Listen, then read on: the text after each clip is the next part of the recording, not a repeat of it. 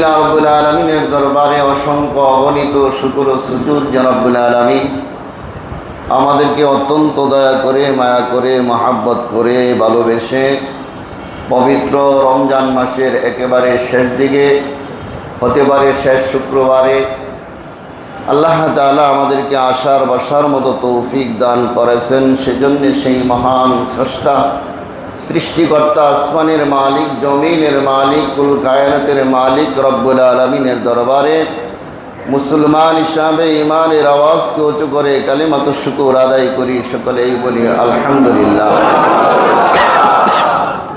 আমি আপনাদের সামনে পবিত্র কালামুল্লাহ থেকে সূরা কদর তেলাওয়াত করেছি। রাসূল আকরাম সাল্লাল্লাহু আলাইহি ওয়াসাল্লামের অসংখ্য অগণিত হাদিস থেকে তেলাওয়াত করেছি। রব্বুল আলামিন যদি তৌফিক দান করেন, কোরআন এবং হাদিসের আলোকে কিছু কথা বলার ইচ্ছা পোষণ করেছি। ওমা তৌফিকি ইল্লা বিল্লাহ। আলোচনা চলতেছিল যাকাত সম্পর্কে। এরপরে আজকে যে বিষয় নিয়ে আলোচনা করব শবে কদর সম্পর্কে। যাকাত সম্পর্কে আলোচনার মাসলা বলা হয়েছিল কত টাকা হলে যাকাত দেওয়া লাগবে এবং যাকাত না দিলে তার শাস্তি কী হবে। এ ব্যাপারে কালামে পাক থেকে আপনাদের সামনে তেলাওয়াত করে তার তর্জমা কিছু ব্যাখ্যা সহকারে আলোচনা করেছিলাম। আজকে যে বিষয়ে আলোচনা করব তার আরেকটা যাকাত সম্পর্কে আল্লাহ রাসূল সাল্লাল্লাহু আলাইহি ওয়াসাল্লাম একটা হাদিস বর্ণনা করেছেন। রাসূল আকরাম সাল্লাল্লাহু আলাইহি ওয়াসাল্লাম বলেন, মান আতাল্লাহু মালাহু ওয়ালাম ইউদ্দি যাকাতাহু মুসিলা লাহু মালুহু ইয়াউমাল কিয়ামাতি শুজাআন আকরাআ লাহু যাবিবাতান। অনেক কঠিন কথা। আল্লাহ তাআলা যাকে অর্থ সম্পদ দিয়েছে, রাসূল বলেন যাদেরকে আল্লাহ তাআলা অর্থ সম্পদ দিয়েছে, অর্থ সম্পদ আল্লাহ পাক দান করেছেন, সে যদি উহার যাকাত আদায় না করে তাহলে কি হবে? কিয়ামতের দিন ওই ব্যক্তির মালকে ভয়ানক বিস্তর সাপ আকৃতিতে পরিণত করা হবে, যাহার চোখের উপর দুইটি কালো বিন্দু থাকবে। আর কি থাকবে? কিয়ামতের দিন উক্ত সাপকে তাহার গলদেশে ঝুলাইয়া দেওয়া হবে। নাউজুবিল্লাহ। কে বলতেছে? রাসূল আকরাম সাল্লাল্লাহু আলাইহি ওয়াসাল্লাম বলেন, মালাম ওয়ালাম ইউদ্দি যাকাতাহু, যাদেরকে আল্লাহ পাক অর্থ সম্পদ দিয়েছেন, যাকাত পরিমাণ সম্পদ দিয়েছেন, সে যদি যাকাত না দেয়, মুসিলা লাহু মালুহু ইয়াউমাল কিয়ামাতি শুজাআন। শুজাআন মানে সাপ। হাসরের ময়দানে তাকে অর্থ সম্পদ, সব অর্থ সম্পদকে সাপ রূপে বানায়া তার গলার মধ্যে ঝুলিয়ে দেওয়া হবে। আকরাআ লাহু যাবিবাতান, তার চোখের মধ্যে, কপালে দুইটা বিন্দু দাগ থাকবে। কার? সাপের। ইউতাব্বিকুহু ইয়াউমাল কিয়ামাতি, অতঃপর হাসরের ময়দানে তার গলা দেশে যখন সাপটি ঝোলানো হবে, সুম্মা ইয়াখুযু বিলিহদিমাতাইহি সুম্মা ইয়াকুনু আনা মালুকা আনা কানজুক।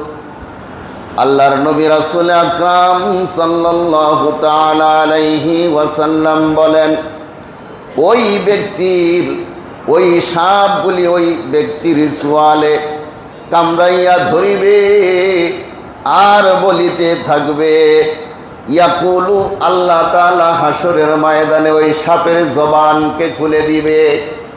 হাসরের ময়দানে সাপ তখন ওই ব্যক্তিকে বলতে থাকবে, শোনো, আমাকে চিনছনি? সুম্মা ইয়াকুলু, গলার মধ্যে ধরবে আর গালের মধ্যে কামড় দিয়ে বলবে, আমাকে চিননি? সুম্মা ইয়াকুলু, অতঃপর সাপ বলতে থাকবে, আনা মালুকা আনা কানজুক, আমি তোমার গচ্ছিত অর্থ সম্পদ, আমি তোমার টাকা পয়সা, আমি তোমার ধন দৌলত, আমি তোমার স্বর্ণ রূপা যাকাত না দেওয়ার কারণে আল্লাহ পাক আমাকে তোমার অর্থ সম্পদকে সাপ বানায়া তোমার গলার মধ্যে পেঁচিয়ে দেওয়া হয়েছে।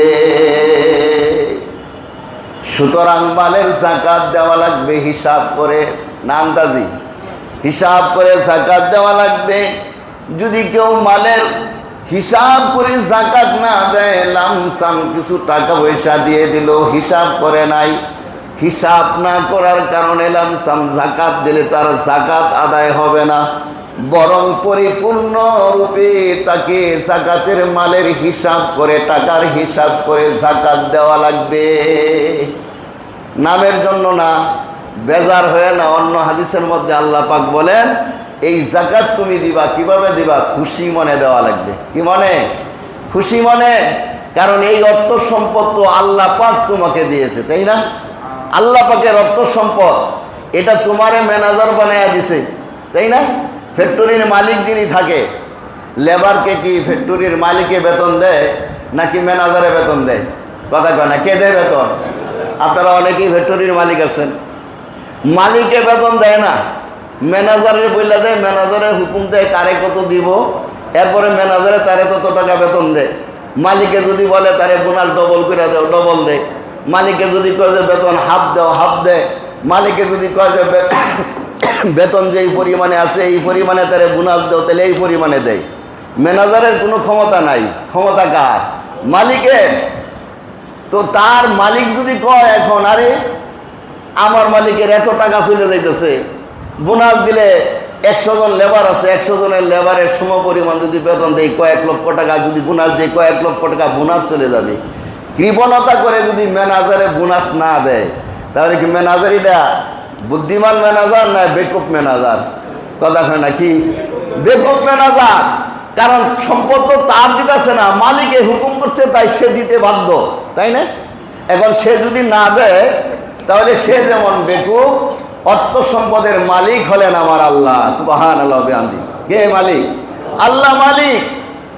আপনাকে হুকুম করছে কত টাকা দেওয়া লাগবে মানুষদেরকে, মালের যাকাত কত % দেওয়া লাগবে, এটা নির্ধারিত কে করবে? আপনি করবেন না, আপনার মালিকই করবে? মালিকই করবে। কারণ দুনিয়ার ম্যানেজারের মালিক যদি নির্দিষ্ট করে দেয়, উল্টাপাল্টা করলে কি হয় না? তার চাকরি থাকে না। তো আল্লাহ রাব্বুল আলামিন মালের যাকাত কত দিবেন এটা আল্লাহ পাক নির্দিষ্ট করে দিছে, এটার মধ্যে উলট পালট করা যাবে না। যদি করেন তাহলে ওই আপনার ম্যানেজার যদি সঠিক পরিমাণ তার টাকা না দেয়, বোনাস না দেয়, মালিক যেমন তার প্রতি খেপে যাবে, তার চাকরি চলে যাবে। আল্লাহর হুকুম যদি কেউ না মানে তাহলে হাসরের ময়দানে তার শাস্তি হবে। কথা বুঝাইতে পারছি? একদম সহজ, তাই না? এই জন্য মালের যাকাত দেওয়া লাগবে। আল্লাহর নবী রাসূল আকরাম সাল্লাল্লাহু আলাইহি ওয়াসাল্লাম এই জন্য স্পষ্ট ভাষায় বলেছেন মালের যাকাত দেওয়া লাগবে। এরপরে আরো কিছু আলোচনা করেছেন। শেষ পর্যায়ে আল্লাহর নবী বলেন, কয়েকটা কাজ যদি তোমরা করতে পারো, দুনিয়ার কারো কাছে যাওয়া যাইয়া জান্নাতের সার্টিফিকেট নেওয়া লাগবে না, আল্লাহ তোমাকে জান্নাতের সার্টিফিকেট দিয়ে দিবে।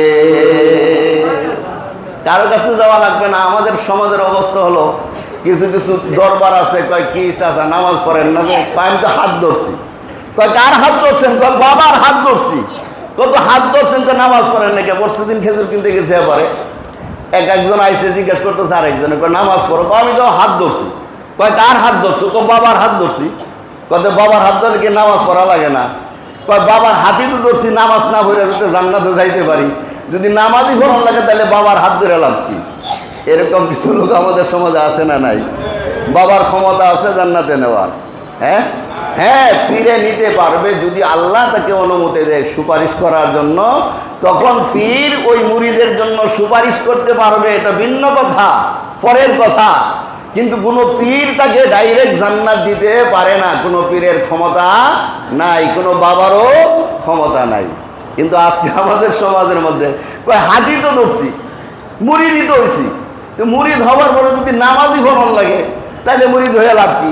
আবার ফিরে কয় তুমি আমার কাছে আসছো, আমি যদি তোমার জান্নাতে না নিয়ে যাইতে পারি তাহলে আমার সাথে আমার দরবারে আয়সা লাভ কি? আমার কাছে মুরিদ হয়ে লাভ কি? তোমার দায়িত্ব তো আমি নিয়ে গেছি। নাউযুবিল্লাহ বলেন, কোনো পীরের ক্ষমতা নাই। আল্লাহর নবী বলেন উবুদু রাব্বাকুম, তোমরা জান্নাতে যাইতে হলে কয়েকটা কাজ করা লাগবে। এই কাজগুলি যদি করতে পারো তাহলে তোমার জন্য জান্নাতের দরজাগুলি খোলা থাকবে। নাম্বার 1 হলো উবুদু রাব্বাকুম, নাম্বার 1 হলো তোমার প্রভুর গোলামি করা লাগবে। গোলামি মানে ইবাদত করা লাগবে, আল্লাহর বন্দেগী করা লাগবে।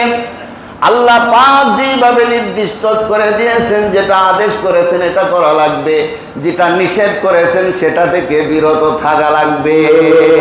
আমরিও নেহি হক যে কুরআন গুশেদার যায় শাদি নিস্তে দুনিয়া হুশেদার। আল্লাহ পাক কোরআন শরীফ নাজিল করে কোরআনের কিছু আয়াত নাজিল করেছেন, বান্দা কি কি কাজ করবে দিক নির্দেশনা দিয়েছেন। আবার কোরআনের মধ্যে কি কি কাজ করা যাবে না কোরআনের মধ্যে নিষেধ করে দিয়েছেন।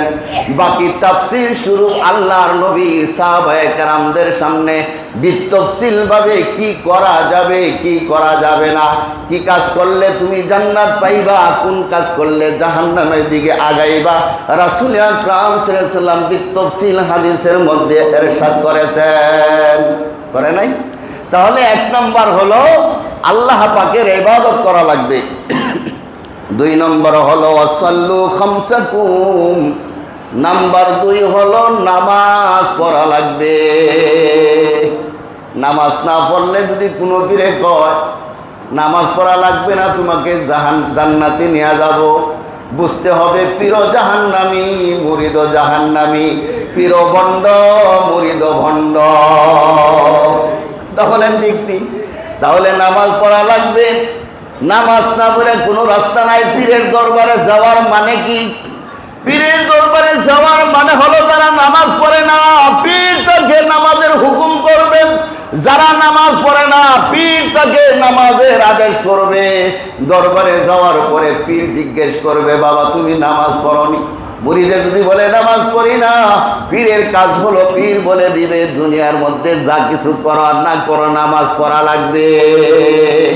এই নামাজের হুকুম যদি তোমাকে করে তাহলে বুঝতে হবে ওই দরবার সঠিক, ওই দরবার হক।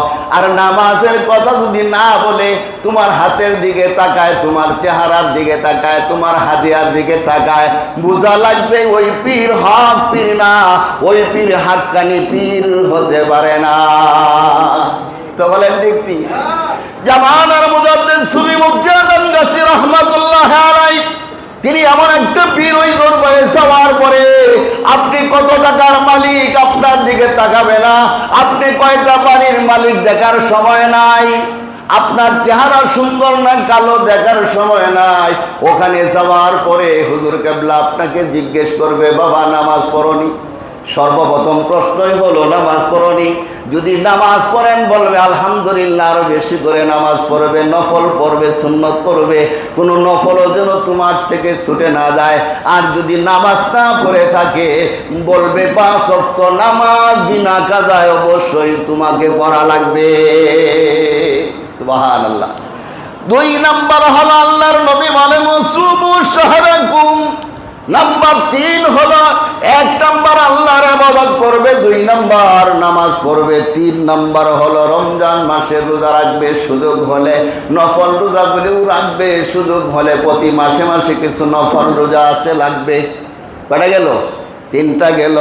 4 নম্বর হলো ওয়াহাজ্জু বাইতা রাব্বিকুম, তোমার প্রভুর ঘরের মধ্যে হাজিরা দিবে মানে হজ করবে। যার কাছে উমরার টাকা আছে উমরা করবে, যার উপর হজ ফরজ হয়েছে অবশ্যই হজ করা লাগবে। কার হুকুম? আল্লাহ পাকের হুকুম। কয় নাম্বার গেল? 4 নাম্বার গেল। 5 নম্বর হলো ওয়াআদ্দু যাকাতা আমওয়ালিকুম, 5 নম্বর হলো তোমার মালের যাকাত দেওয়া লাগবে। কার হুকুম? আল্লাহর হুকুম। তাহলে কি বুঝলাম? জান্নাতে যদি তুমি যাইতে চাও টাকা হলে হজ করা লাগবে, আর জান্নাতে যদি যাইতে চাও হজ করাও তেমন ফরজ, নামাজ যেমন ফরজ, যাদের টাকা আছে নেশা পরিমাণ তাদের যাকাত দেওয়াও ফরজ। নামাজ না পড়লে যেমন গুনাহ হয়, মালের যাকাত যদি তুমি পরিপূর্ণ না দাও ঠিক তেমনি ভাবে গুনাহ হবে। অনেকে নামাজ পড়তে পড়তে কপালে দাগ বসাইছে কিন্তু মালের যাকাত দেয় না, এমন আছে না নাই? নামাজ ঠিকই পড়ে কিন্তু মালের যাকাত দেয় না। নামাজ ঠিকই পড়ে কিন্তু জীবনে 10 টাকা মসজিদ মাদ্রাসা গরিবদেরকে দান করে না। সে মনে করতেছে আমি তো নামাজ পড়ি, নামাজি মানুষ, নামাজ পড়ে ডাইরেক্ট জান্নাতে চলে যাব না। নামাজও পড়া লাগবে, যাকাতও দেওয়া লাগবে। যাদের যাকাত ফরজ না তাদের মাঝে মাঝে দান সদকা আল্লাহ রাস্তায় করা লাগবে। কারণ কবি বলেন বখিল আর বুয়াদ জাহেদ বাহরবার বেহেস্তি নাবাসাদ বাহুখমে খবর। কবি বলেন বখিল ব্যক্তি যদি আসমানের নিচে যত জমিনের উপরে আসমানের নিচে যত খালি জায়গা আছে ইবাদত বন্দেগী করতে করতে করতে করতে যদি তামাম পৃথিবীর জায়গা নেক দ্বারা ভরপুর করে ফেলে কিন্তু অন্তরের মধ্যে যদি কৃপণতা থাকে তাহলে ওই ব্যক্তিটা জান্নাতের সুঘ্রাণও পাবে না। কেন? কয় তার অন্তরের মধ্যে বখিলতা ঢুকছে। কি ঢুকছে? বখিলতা ঢুকছে। এই জন্য বখিলতা দূর করতে হলে আপনাকে যাকাত দেওয়া লাগবে। যাকাত দিলে মাল পরিষ্কার হবে, যাকাত দিলে মালের বৃদ্ধি হবে, যাকাত দিলে অন্তর থেকে কৃপণতার স্বভাব দূর হয়ে যাবে। সুবহানাল্লাহ। এখন যাদের যাকাত নাই তারা দান করবে, দান করলেও অন্তর থেকে যে কৃপণতা আছে এই কৃপণতা কি হয়ে যাবে? দূর হয়ে যাবে। আমরা মনে করি দান সদকা করলে বুঝি অর্থ সম্পদ কমে যায়। না, দান করলে অর্থ সম্পদ বাড়ে। আমরা স্বচক্ষে দেখতেছি যারা বেশি বেশি দান করতেছে, হাজার হাজার লক্ষ লক্ষ টাকা দান করতেছে, আল্লাহ তাদের অর্থ সম্পদ খালি বাড়াইতেছে, খালি বাড়াইতেছে, খালি বাড়াইতেছে। এই জন্য দান সদকা করা চাই। আস-সাখিয়্যু কারীবুম মিনাল্লাহ ওয়া বাঈদুম মিনান নার। আল্লাহর নবী বলেন আস-সাখিয়্যু কারীবুম মিনাল্লাহ, যারা দান সদকা করে, যারা যাকাত দেয় এরা আল্লাহর নিকটবর্তী হয়ে যায়। সুবহানাল্লাহ ওয়া বিহামদিহি। ওয়া বাঈদুম মিনান নার, সে দূরে জাহান্নাম থেকে অনেক দূরে সরে যায়। কোন ব্যক্তি? যারা দান করে, যারা যাকাত দেয়, যারা দান সদকা করে আল্লাহর নিকটবর্তী হয়ে যায়। অন্য হাদিসের মধ্যে আসছে আস-সাখিয়্যু কারীবুম, আরেক হাদিসের মধ্যে আসছে যদি ওই দানকারী ব্যক্তি যদিও ফাসিক হয় তারপরেও আল্লাহ তাআলা সে আল্লাহ তাআলা নিকটবর্তী হয়ে যায়। সুবহানাল্লাহ। এই জন্য দান সদকা করা লাগবে। যাই হোক, যাকাত সম্পর্কে আলোচনা করতেছিলাম। এরপরে আল্লাহর নবী বলেন যাকাত ওয়াউদ্দু যাকাতা আমওয়ালিকুম তয়্যিবাতাম বিহা আনফুসাকুম, তাহলে ওই যাকাতটা যে দান যে করবা কিভাবে করবা? কয় মনের আনন্দে করবা, সন্তুষ্ট চিত্তে করবা, বেজার হইয়া না। বেজার হইয়া দান করলে এই দান আল্লাহ কবুল করে না। হ্যাঁ, যাকাত দিবা খুশি হয়ে দিবা, মনের আনন্দে। আমার আল্লাহ বলছে, আল্লাহ নির্ধারিত করে দিছে, ওইভাবে আমি দান করব। মনটা বেজার করে না, হাইরে আমি 100 কোটি টাকার মালিক, এখন যদি যাকাত দিতে যাই তাহলে 250 কোটি টাকা আমার চলে যাবে। কারণ শতকরা 2.5 টাকা না, তাহলে 100 কোটি হইলে কত কোটি দেবো? 2.5 কোটি চলে যাবো। হায় রে সর্বনাশ, একটা মানুষের জীবনে 2.5 কোটি টাকা জমা করতে পারে না, আর আমার 2.5 কোটি টাকা এক বছরে যাকাত চলে যাবে। মানে মরে মরে অবস্থা ভাব। আর খালি অন্তরের মধ্যে শুরু হয়েছে কি সর্বনষ্ট করলো, আল্লাহ যাকাতের হুকুমটা কেন দিল? এরকম যদি করে তাহলে তার যাকাতও আদায় হবে না, কারণ সে দিতেছে কি বিপদ হইয়া মনে হইতেছে। এরকম খুশি মনে দেওয়া লাগবে। আর যদি খুশি মনে দিতে পারো তাহলে লাভ কি হবে? আল্লাহর নবী কয় তাদখুলুল জান্নাতা রব্বিকুম, এই আমলগুলি যদি সন্তুষ্ট চিত্তে করতে পারো আল্লাহর নবী কয় তাদখুলু, প্রবেশ করো জান্নাতা, জান্নাতের মধ্যে। কার জান্নাত? আল্লাহর নবী কয় রব্বিকুম, তোমার প্রভুর জান্নাতের মধ্যে তুমি প্রবেশ করো। সুবহানাল্লাহ। এই জন্য আমরা এই আমলগুলি করতে রাজি আছি তো ইনশাআল্লাহ। যাই হোক, যে আয়াতে কারিমা আপনাদের সামনে তেলাওয়াত করেছিলাম, সময় খুব দ্রুত চলে গেছে। আমি আপনাদের সামনে সূরা কদর সম্পর্কে আলোচনা করেছিলাম। এই আমাদের সামনে আসছে শবে কদর, মানুষের জন্য আল্লাহ পাক সহজ করে দিয়েছেন। এই সূরার শানে নজুল হলো বনি ইসরাইলের এক ব্যক্তি 83 বছর 4 মাস সে আল্লাহর রাস্তায় জেহাদ করতো, রাত্রিবেলায় তাহাজ্জুদের নামাজ পড়তো, তার কাজই ছিল এটা। এটা ব্যাখ্যার মধ্যে অনেক লম্বা ইতিহাস আসছে। শেষে তারে মারার জন্য তার ওয়াইফেরে ধরছে। কোন লোকেরে? যে লোকে রাত্রে ইবাদত করে, দিনের বেলা জেহাদ করে, এটা মারা লাগবে, ওই তো সব বেদিন সব শেষ করে দিল। এরপরে তার বউরে ফসলায় ফুসলায় কইছে, তোমার স্বামীরে যদি মারতে পারো তোমার সয়না গন্না অনেক কিছু দেব। এরপরে হাতের মধ্যে বাঁধছে সুন্দর করে ঘুমের অবস্থায়। সজাগ হয়ে দেখছি বউয়ে হাত পায়ে বাঁধছে। কই কী ব্যাপার? তো ছুটাইছে, শক্তিশালী মানুষ, সব ছিড়ালাইছে, রশি বসি যা আছে। তুমি আমার হাতে পায়ে বাংলা। কিছু মহিলা আছে না, শয়তান্না বুদ্ধি খুব আছে এদের। তো কয় দেখলাম তুমি খালি জেহাদ করো, এত শক্তিশালী মানুষ, তোমার একটু পরীক্ষা করলাম আর কি, কিরম শক্তি তোমার শরীরে আছে। আসলে কি পরীক্ষা করছে? আসলে মারার জন্য করছিল। এরপরে তাকে জিজ্ঞেস করছি, তো তুমি কি কাজ করলে তুমি আটকে যাও, মানে এটার উত্তর দিতে পারো না, আগাইতে পারো না। এরপর একটা পলিসি বইলা দিচ্ছে, এটা হলো অনেক লম্বা ঘটনা। এরপর ওইটা করছি, ওইটা করার জন্য আটকে গেছে। তো আল্লাহর কাছে চাইছে, আল্লাহ আমাকে এই বিপদ থেকে হেফাজত করো। এরপরে আল্লাহ সেই বিপদ থেকে হেফাজত করছে। তো যাই হোক, রাসূল আকরাম সাল্লাল্লাহু আলাইহি ওয়াসাল্লাম ওই ব্যক্তি সম্পর্কে সাহাবায়ে কেরামদের সামনে যখন আলোচনা করতেছিলেন, হযরতে সাহাবায়ে কেরাম তো ছিল আমলের পাগল, আর আমরা হচ্ছি টাকার পাগল, ঠিক না? সাহাবায়ে কেরাম যদি আমাদেরকে দেখতো, আমাদেরকে পাগল বলতো, যারা দুনিয়ার জন্য পাগল, আমাদেরকে আমরা এদেরকে পাগল বলতাম, ওরা আমাদেরকে পাগল বলতো। কি ঘটনা কি? এরা দিয়ে দুনিয়ার সব সাইরা খালি আল্লাহ আল্লাহ করে, আর আমরা আল্লাহ আল্লাহ সাইরা শুধু দুনিয়া দুনিয়া করি। তো হযরতে সাহাবায়ে কেরাম আমলের পাগল ছিলেন। আল্লাহর নবীর জবান থেকে যখন শুনতে পাইলেন যে ওই ব্যক্তিটা 83 বছর 4 মাস ইবাদত বন্দেগী করছে, যুদ্ধ করছে, আর রাতের বেলায় আল্লাহর দরবারে কান্নাকাটি রোজাদারি করছে, তখন হযরতে সাহাবায়ে কেরাম বলেন, ইয়া রাসূলুল্লাহ, ইয়া হাবিবাল্লাহ, আপনার উম্মতের মধ্যে তো অনেক উম্মত থাকবে 60-70 বছরের বেশি হায়াত পাবে না, তারা তো 80 বছর 90 বছর হায়াতের জিন্দেগিই পাবে না। এরপরে সাবালক হইতে লাগে আরো 10-15 বছর।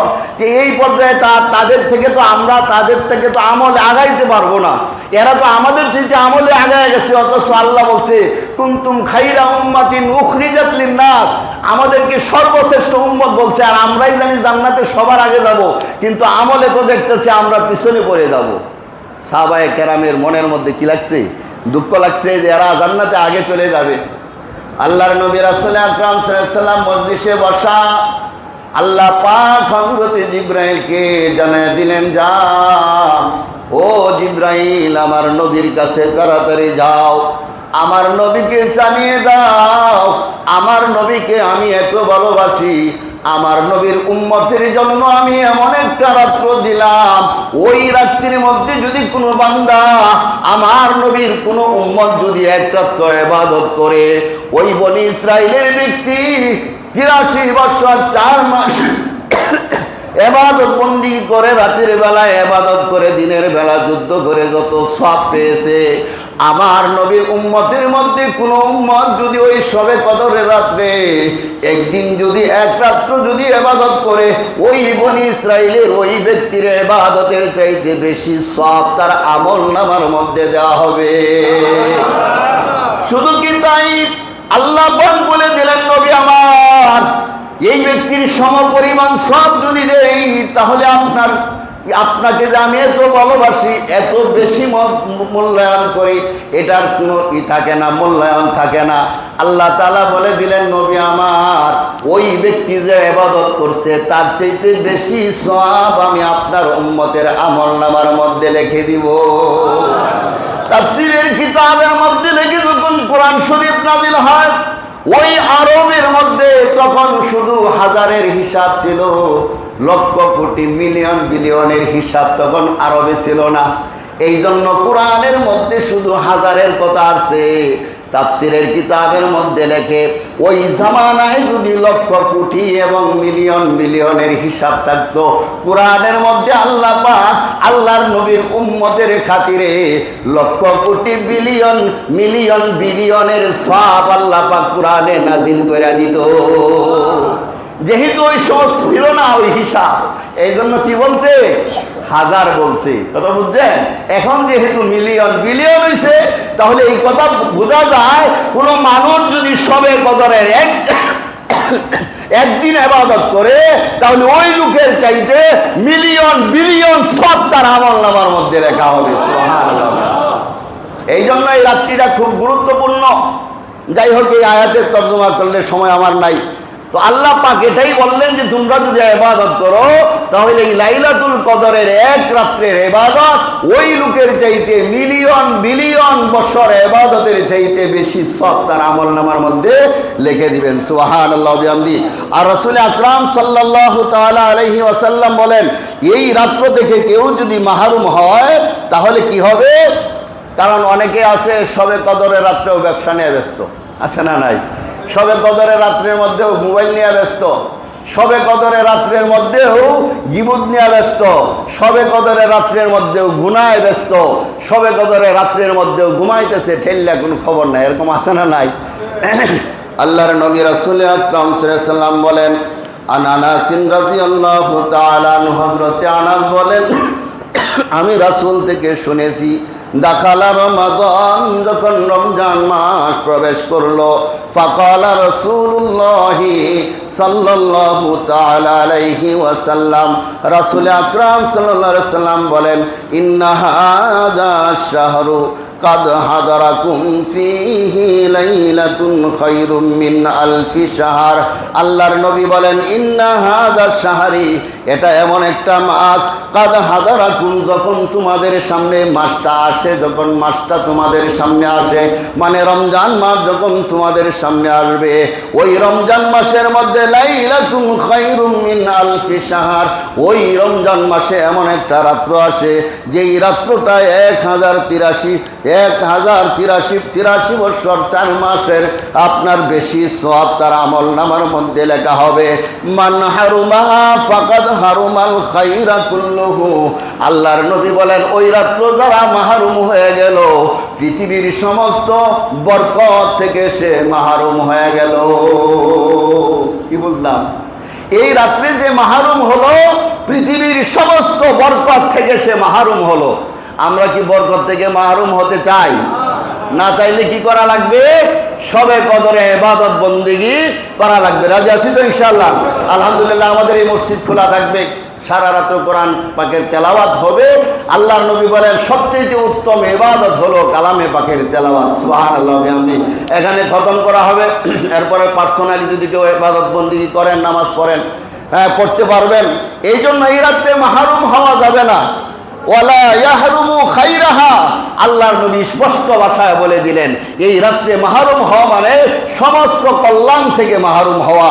ইল্লা মাহরুমুন, আর সবচেয়ে আপনার পুরা কপাল হলো ওই ব্যক্তির যে এই রাত্র থেকে মাহরুম হয়ে গেল। সুবহানাল্লাহ, নাউজুবিল্লাহ। এই জন্য আল্লাহর কাছে চাওয়া লাগবে, এখন এই শবে কদর কবে আসবে? রাসূল আকরাম সাল্লাল্লাহু আলাইহি ওয়াসাল্লাম এই ব্যাপারেও হাদিস বর্ণনা করেছেন। হযরত আয়েশা রাদিয়াল্লাহু তাআলা আনহা বলেন, আনা আয়েশা রাদিয়াল্লাহু তাআলা আনহা قالت قال رسول الله صلى الله تعالى عليه وسلم তাহাররাউ লাইলাতুল কদরি ফিল বিত্রি মিনাল আশরিল আওয়াখিরি মিন রমাদান। অনেক লম্বা হাদিস আছে, তার মধ্যে ছোট্ট হাদিস যেটা বয়ান করছে হযরত আয়েশা বলেন, আল্লাহর নবী রাসূল আকরাম সাল্লাল্লাহু আলাইহি ওয়াসাল্লাম বলছেন, তোমরা যদি শবে কদর পাইতে চাও তাহলে রমজানের শেষ দশকের বেজুর রাত্রির মধ্যে তোমরা শবে কদর তালাশ করো। সুবহানাল্লাহ। বেজুর রাত্রি কি হয়? 21, 23, 25, 27, 29 এই রাত্রিগুলি বেজুর তালাশ, সংখ্যা তালাশ করা লাগবে। এই জন্য আল্লাহর নবী রাসূল আকরাম সাল্লাল্লাহু আলাইহি ওয়াসাল্লাম এই শবে কদর জন্য পেয়ে যান। এই জন্য রাসূল আকরাম সাল্লাল্লাহু আলাইহি ওয়াসাল্লাম রমজানের শেষ দশকে যায় 10 দিন মসজিদে ইতিকাফ করতেন। আমাদের যাদের হাতে সুযোগ আছে এখনো 4-5 দিন, যে কয়দিন বাকি আছে আমরা ইতিকাফে বসতে পারি। আল্লাহ তাআলা আমাদের সবাইকে যেন মালের হিসাব করে যেন মালের যাকাত দিতে পারি, আর শবে কদরের এই শেষের 10 দিন যেন আমরা সুন্দরভাবে ইবাদত বন্দেগী করে যেন শবে কদর পাইতে পারি। আল্লাহ তাআলা আমাদের সবাইকে তৌফিক দান করেন। ওয়া আখিরু দাওয়ানা আলহামদুলিল্লাহি রাব্বিল আলামিন। যারা সুন্নত পড়ে নাই সুন্নত পড়ে